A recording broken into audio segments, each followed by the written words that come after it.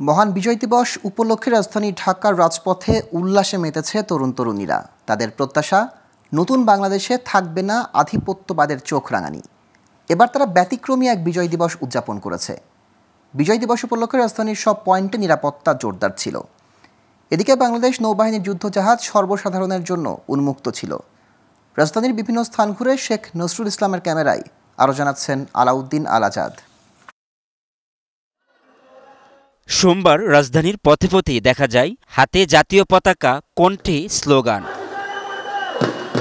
এবার বিজয় দিবস উদযাপনে বৈষম্যবিরোধী ছাত্র আন্দোলনের বিজয় র্যালি নজর কেড়েছে নগরবাসীর। র্যালিতে অংশ নিয়েছে স্কুল, কলেজ, মাদ্রাসা ও বিশ্ববিদ্যালয়ের শিক্ষার্থীরা।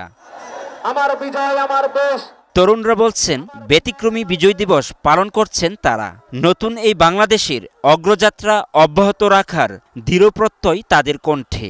1971 সালে যে বিজয় দিবসগুলো পালন করে আসছি, সেগুলো থেকে 2024 সালের বিজয় দিবসটা অবভিয়াসলি ডিফারেন্ট। ছাত্র আন্দোলনের পরে খুব স্বাধীন লাগতেছে নিজেদের কাছে, যে খুব স্বাধীন বাংলাদেশ পেয়েছি। অন্যবার যে বিজয় দিবসগুলো পালন করি, এটা হচ্ছে তার থেকে কিছুটা হলো ভিন্ন। ঢাকা বিশ্ববিদ্যালয় টিএসসি মোড়ে বিভিন্ন শ্রেণী পেশার মানুষ একসাথে বিজয় উৎসবে মেতেছিলেন। তাদের সঙ্গে ছিল শিশুরাও। কেউ লাল সবুজের পতাকা হাতে, আবার কেউ প্লেকার্ড নিয়ে অংশ নেয় উৎসবে। স্বাধীনতার পরবর্তী, বিজয়ের পরবর্তী যেভাবে উল্লাস করতে হয়, যেভাবে আনন্দ উপভোগ করতে হয়, আমরা সেভাবে করতেছি। আইনশৃঙ্খলা বাহিনী ওরা ওদের ভূমিকা পালন করতেছে, ভালোভাবেই দেখলাম। ওরা চেষ্টা করছে ট্রাফিক যাতে না হয়, কিন্তু আজকে অনেক লোকের সমাগম, যার কারণে ট্রাফিক হচ্ছে। আমরা বরাবরই আসি, বাচ্চাদের মধ্যে যাতে আমাদের স্বাধীনতার চেতনাটা থাকে। বিজয় দিবস খুবই ভালো লাগতেছে আমাদের। এদিকে বাংলাদেশ নৌবাহিনী মহান বিজয় দিবস উপলক্ষে যুদ্ধজাহাজ কুশিয়ারা সর্বসাধারণের জন্য সদরঘাটে উন্মুক্ত করে দেয়। সকাল থেকেই জাহাজটি দেখার জন্য অনেক মানুষ ভিড় জমায়।